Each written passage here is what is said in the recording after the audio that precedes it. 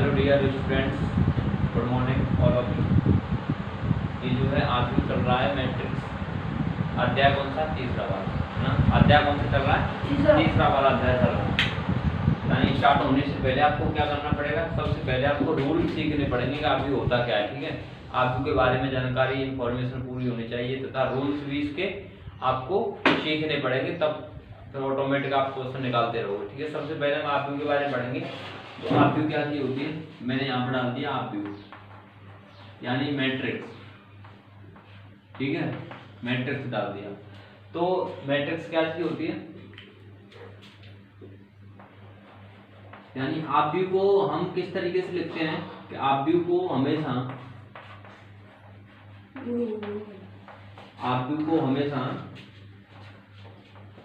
अंग्रेजी के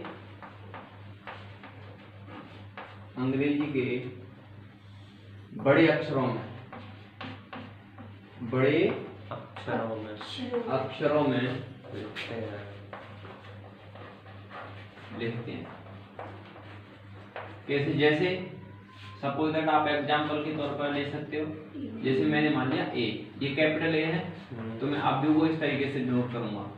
ठीक है, हम इस तरीके से प्रदर्शित करते हैं आरपीयू को, यानी ए मान लिया और ये बड़ा ब्रैकेट है। ठीक है, ग्रेट ब्रैकेट है यानी बड़ा ब्रैकेट आएगा, बड़ा कोष्टक। तो हम इस तरीके से इसको करते हैं, यानी आरपीयू जो भी अंदर जो भी हमारे एलिमेंट आएंगे, अवयव आएंगे, वो सब इसी के अंदर आएंगे, बड़े कोष्टक के अंदर। ठीक है, बड़े कोष्टक के अंदर आएंगे। तो ए बराबर कर दिया, इसको मैं बी बराबर भी कर सकता हूँ। इसका मतलब क्या है, आरपीयू को हमेशा अंग्रेजी के बड़े अक्षरों से लिखते हैं और प्रदर्शित कैसे करते हैं, बी बराबर, सी बराबर, एक्स बराबर, वाई बराबर। ठीक है, समझ में आ रहा। और इसके बाद में जैसे मैंने एक एलिमेंट को हम प्रदर्शित करते हैं, देखना। जैसे मैंने लिखा ए बराबर, यहाँ पे A11 एलिमेंट अवयव होते हैं छोटे छोटे ब्रैकेट स्मॉल लेटरों में। ठीक है, अवयव कैसे होते हैं, स्मॉल लेटरों में हम इसको व्यक्त करते हैं।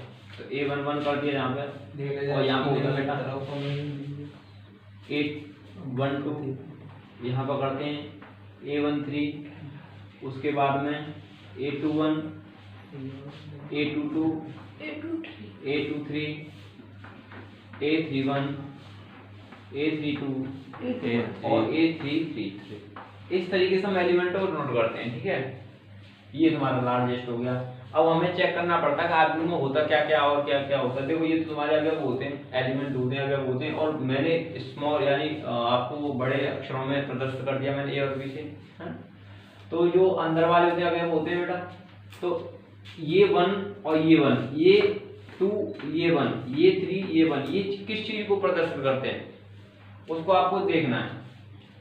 जैसे मैंने A11 ले लिया, क्या ले लिया, A11 ले लिया। तो जो पहला वाला मेरा नंबर है, इसको बेटा हम पंक्ति बोलते हैं। क्या बोलते हैं इसको, पंक्ति बोलते हैं। ठीक है, तो दूसरा वाला नंबर होता है वो हमारा एक स्तंभ के रूप में कार्य करता है। क्या करता है, स्तंभ के रूप में कार्य करता है। ठीक है, पंक्ति और स्तंभ के रूप में।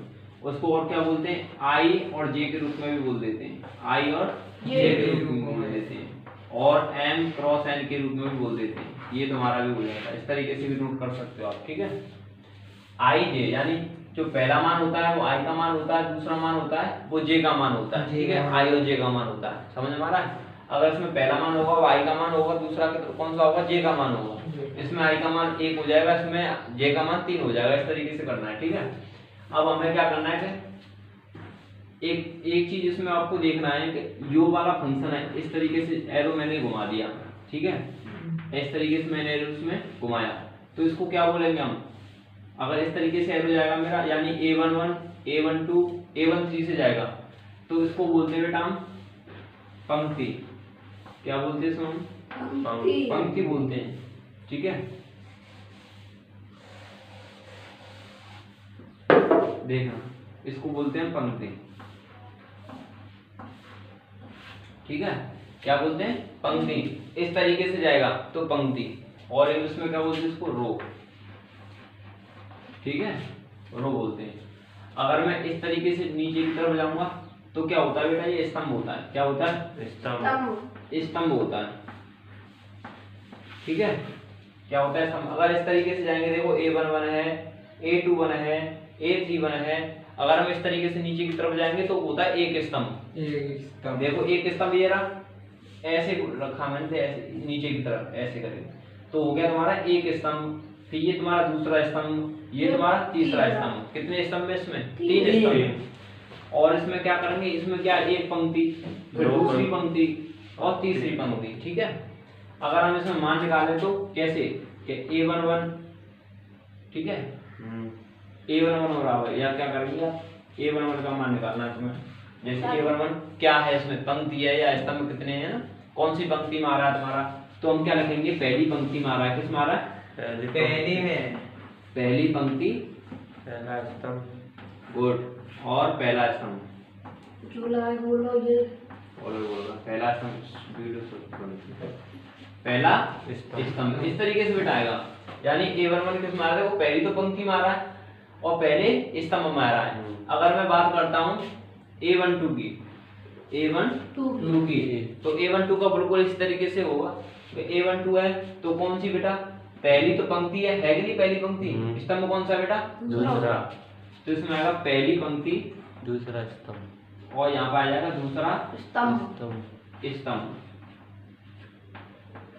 ठीक है, समझ में आ रहा है? इस तरीके से अगर मैं A13 की बात करता हूँ, यहाँ पे लिख दिया मैंने A13, तो वही पहली पंक्ति आएगी आपकी और तीसरा स्तंभ आएगा। क्या आएगा? तीसरा स्तंभ आएगा। ठीक है, तीसरा स्तंभ आ गया। इसी तरीके से आपको अगर A21 की वैल्यू करोगे तो क्या निकलेगा, कि पहली मतलब दूसरी पंक्ति हो जाएगी और पहला स्तंभ हो जाएगा। दूसरी पंक्ति, इसके लिए दूसरी पंक्ति और दूसरा स्तंभ है। हाँ। और इसके लिए तीसरी पंक्ति, देखो इसके लिए क्या आएगा, सॉरी यहाँ पे क्या है, ये तुम्हारी दूसरी पंक्ति है और दूसरा स्तंभ है, और यहाँ पे क्या है, ये दूसरी पंक्ति है। देखो ये पहली पंक्ति हो गई, ये तुम्हारी दूसरी पंक्ति हो गई, ये तुम्हारी तीसरी पंक्ति हो गई। और स्तंभ कैसे आते हैं? इस तरीके से। और पंक्ति कैसे आती है? इस तरीके से। पंक्ति ऐसे चलती है, स्तंभ ऐसे चलता है। ठीक है, यहाँ तो समझ में आ गया। इस तरीके से यानी आप व्यू को इस तरीके से प्रदर्शित करते हैं। समझ में आ रहा? अब देखते हैं आगे क्या आएगा तुम्हारा। देखो आगे आएगा, इसको रफ कर देता हूँ।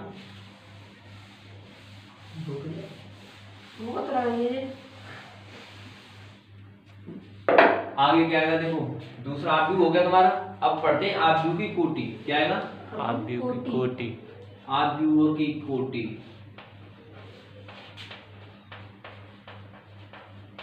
आव्यूह की कोटि, कोटि, या इसको हम दूसरी भाषा में क्या बोल सकते हैं, क्रम भी बोलते हैं। क्या बोलते हैं? क्रम भी बोल देते हैं। ठीक है, क्या बोल देते हैं इसको? क्रम बोल देते हैं। तो क्रम कैसे लिखा जाता है, तो इसमें परिभाषा क्या होगी इसकी, क्रम की।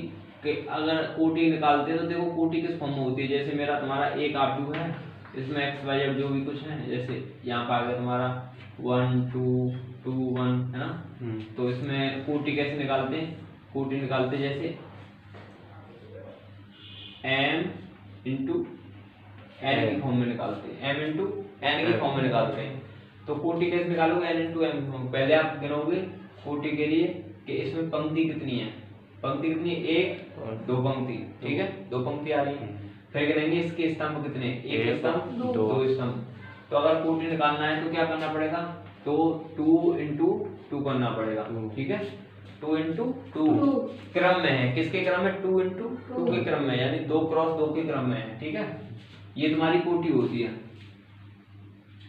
अगर कोटि के बाद में क्या करोगे, इसके अवयव निकालना पड़ता है। क्या निकालने पड़ते हैं? इसके अवयव। अगर कोई पूछा जाए इसमें क्वेश्चन में, प्रश्नावली पूछा जाएगा, जो तुम्हारा ये फॉर्म दिया हुआ है ना, इसमें कोटि है और कोटि के कितने अवयव हैं, है ना, कितने अवयव हैं। अवयव क्या निकालेंगे, तो अवयव बराबर मल्टीप्लाई कर देना। आपको क्या कर देना, मल्टीप्लाई कर देना। जैसे 1 2 3 4 है वैसे गिनने में, लेकिन पंक्ति पंक्ति पंक्ति मल्टीप्लाई स्तंभ, स्तंभ, पंक्ति मल्टीप्लाई स्तंभ, स्तंभ। तो तुम्हारी क्या निकल आते हैं, अवयव निकल आते हैं। यानी पंक्तियों की संख्या और दूसरी बात में पंक्तियों की संख्या और स्तंभों की संख्या ऐसे भी कर सकते हो आप। ठीक है, इस तरीके से आप निकाल लेते हो अवयव। और हमारा तो आपको आव्यूह की कोटि पता चलेगा। इस तरीके से आप आव्यूह की कोटि निकाल लोगे, ठीक है। किस तरीके से कोटि निकालते हैं, इस तरीके से निकाल लेते हैं, ठीक। अब देखना आव्यूह के प्रकार, आगे चलते हैं, देखो कितनी जो कि आवेग वाला हो गया। उसके बाद में क्या करना है तुम्हें, जैसे कि मैं b बराबर क्या मान लूंगा, यहाँ से आव्यूह स्टार्ट करना है। जैसे यहाँ पर 2 3 1 2 4 और -5 ये दे रखा है तुम्हें, ठीक है। अब देखना ये किसकी फॉर्म में, m × n की फॉर्म में, यानी पंक्ति और स्तंभ की, ठीक है। तो आप चेक करना पंक्ति कितनी होगी, एक पंक्ति, दूसरा पंक्ति, तीसरा पंक्ति, 3 पंक्तियां हो गई और 3 पंक्ति हो गई। तो मैं क्या लगूंगा, इसके लिए क्या लगूंगा, देखना b बराबर व्यापक रूप होता है बेटा a, जैसे यहाँ पे लिख दिया मैं i नीचे सरफेस में, या आप इसको कर सकते हो m × n इस तरीके से। तो इसमें कितनी 1 2 3 पंक्तियां हैं, तो मैं क्या करूंगा, कोटि के लिए क्या करूंगा, कोटि के लिए 3 इंटू किया। अब देखना स्तंभ कितने, 1 और 2, तो क्या कर दिया मैंने 2। अगर मैं अवयव पूछा जाएगा तो कितना निकलाएगा, 6। ये तो अवयव हो जाएंगे मल्टीप्लाई करके। और कोटि कैसे निकलाती है, इस तरीके से कोटि होती है। अगर क्वेश्चन बनता है कि किसी एक आव्यूह बनाइए जिसकी कोटियां कितनी है, 3/2 है, 3/2 है, तो आप कैसे बनाओगे, इस तरीके से बना सकते हो, ठीक है। ऐसे बना सकते हो, ऐसे नहीं, आप 3, इसका मतलब क्या, 3 तो पंक्तियां होंगी उसकी और 2 स्तंभ होंगे, इस तरीके से करना है, ठीक है। अब आगे देखेंगे आव्यूह के प्रकार, साफ कर देता हूँ।